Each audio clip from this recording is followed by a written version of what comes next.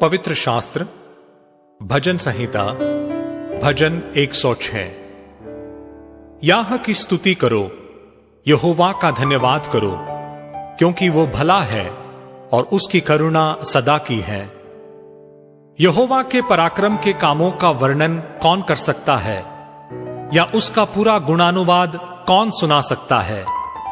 क्या ही धन्य है वे जो न्याय पर चलते और हर समय धर्म के काम करते हैं। हे यहोवा, अपनी प्रजा पर की प्रसन्नता के अनुसार मुझे स्मरण कर, मेरे उद्धार के लिए मेरी सुधि ले, कि मैं तेरे चुने हुओं का कल्याण देखूं और तेरी प्रजा के आनंद में आनंदित हो जाऊं और तेरे निज भाग के संग बड़ाई करने पाऊं। हमने तो अपने पुरखाओं के समान पाप किया है, हमने कुटिलता की, हमने दुष्टता की है। मिस्र में हमारे पुरखाओं ने तेरे आश्चर्य कर्मों पर मन नहीं लगाया, न तेरी अपार करुणा को स्मरण रखा। उन्होंने समुद्र के किनारे अर्थात लाल समुद्र के किनारे बलवा किया, तो भी उसने अपने नाम के निमित्त उनका उद्धार किया, जिससे वो अपने पराक्रम को प्रकट करें। तब उसने लाल समुद्र को घुड़का और वो सूख गया, और वह उन्हें गहरे जल के बीच से मानो जंगल में से निकाल ले गया। उसने उन्हें बैरी के हाथ से उभारा और शत्रु के हाथ से छुड़ा लिया, और उनके शत्रु जल में डूब गए, उनमें से एक भी न बचा। तब उन्होंने उसके वचनों का विश्वास किया और उसकी स्तुति गाने लगे। परंतु वे झट उसके कामों को भूल गए और उसकी युक्ति के लिए न ठहरे।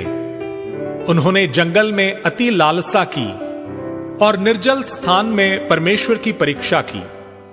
तब उसने उन्हें मुंह मांगा वर तो दिया, परंतु उनके प्राण को सुखा दिया।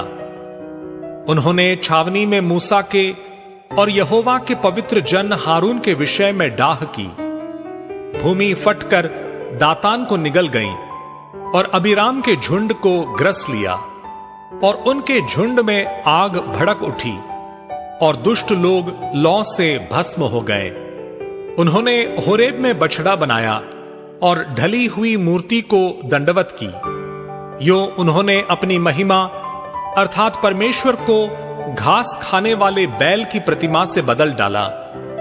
वे अपने उद्धारकर्ता परमेश्वर को भूल गए, जिसने मिस्र में बड़े बड़े काम किए थे। उसने तो हाम के देश में आश्चर्य कर्म और लाल समुद्र के तट पर भयंकर काम किए थे। इसलिए उसने कहा कि मैं उनका सत्यानाश कर डालता। यदि मेरा चुना हुआ मूसा जोखिम के स्थान में उनके लिए खड़ा न होता, ताकि मेरी जलजलाहट को ठंडा करें, कहीं ऐसा न हो कि मैं उन्हें नष्ट कर डालूं। उन्होंने मन भावने देश को निकम्मा जाना और उसके वचन की प्रतीति न की। वे अपने तंबुओं में कुड़कुड़ाए और यहोवा का कहा न माना।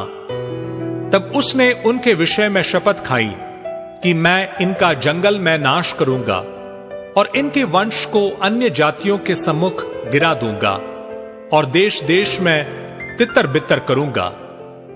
वे पोर वाले बाल देवता को पूजने लगे और मुर्दों को चढ़ाए हुए पशुओं का मांस खाने लगे। यों उन्होंने अपने कामों से उसको क्रोध दिलाया और मरी उनमें फूट पड़ी। तब पिनहास ने उठकर न्यायदंड दिया, जिससे मरी थम गई, और यह उसके लेखे पीढ़ी से पीढ़ी तक सर्वदा के लिए धर्म गिना गया। उन्होंने मरीबा के सोते के पास भी यहोवा का क्रोध भड़काया, और उनके कारण मूसा की हानि हुई, क्योंकि उन्होंने उसकी आत्मा से बलवा किया। तब मूसा बिन सोचे बोल उठा। जिन लोगों के विषय यहोवा ने उन्हें आज्ञा दी थी, उनका उन्होंने सत्यानाश न किया, वरन उन्हीं जातियों से हिल मिल गए और उनके व्यवहारों को सीख लिया और उनकी मूर्तियों की पूजा करने लगे, और वे उनके लिए फंदा बन गई। वरन उन्होंने अपने बेटे बेटियों को पिशाचों के लिए बलिदान किया और अपने निर्दोष बेटे बेटियों का लहू बहाया, जिन्हें उन्होंने कनान की मूर्तियों पर बलि किया। इसलिए देश खून से अपवित्र हो गया और वे आप अपने कामों के द्वारा अशुद्ध हो गए और अपने कार्यों के द्वारा व्यभिचारी भी बन गए। तब यहोवा का क्रोध अपनी प्रजा पर भड़का और उसको अपने निज भाग से घृणा आई। तब उसने उनको अन्य जातियों के वश में कर दिया और उनके बैरियों ने उन पर प्रभुता की। उनके शत्रुओं ने उन पर अंधेर किया और वे उनके हाथ तले दब गए। बारंबार उसने उन्हें छुड़ाया, परंतु वे उसके विरुद्ध युक्ति करते गए और अपने अधर्म के कारण दबते गए। तो भी जब जब उनका चिल्लाना उसके कान में पड़ा, तब तब उसने उनके संकट पर दृष्टि की और उनके हित में अपनी वाचा को स्मरण करके अपनी अपार करुणा के अनुसार तरस खाया। और जो उन्हें बंदी बनाकर ले गए थे, उन सब से उन पर दया कराई। हे हमारे परमेश्वर यहोवा, हमारा उद्धार कर और हमें अन्य जातियों में से इकट्ठा कर ले, कि हम तेरे पवित्र नाम का धन्यवाद करें और तेरी स्तुति करते हुए तेरे विषय में बड़ाई करें। इज़राइल का परमेश्वर यहोवा अनादि काल से अनंत काल तक धन्य है। और सारी प्रजा कहे आमीन।